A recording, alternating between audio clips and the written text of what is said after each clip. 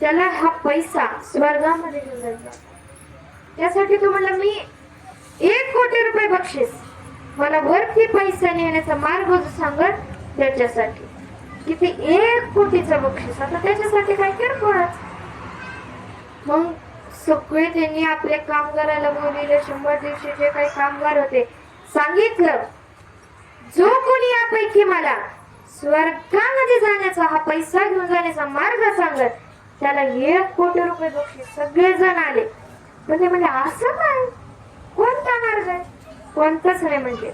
पण त्यातला एक साधा भोळा व्यक्ती आला आणि तो म्हणाला, साहेब मला एवढं सांगा, तुम्ही वेगवेगळ्या देशात गेलाय?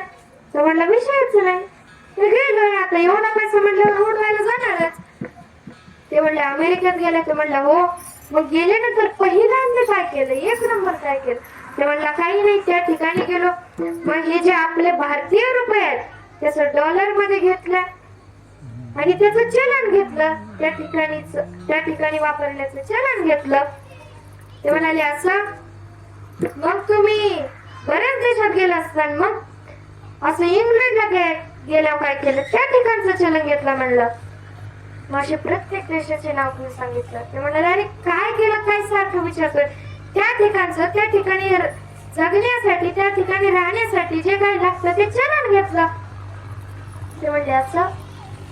बरं, म्हणून तुम्ही काय कर, तुम्ही त्या ठिकाणी गेला तिथलंच चलन घेतलं.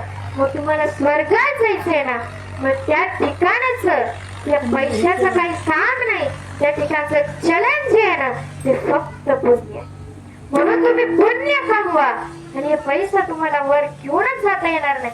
गेलात ना तरी त्या ठिकाणी तुमचं पुण्यामध्ये रूपांतर होणार आहे.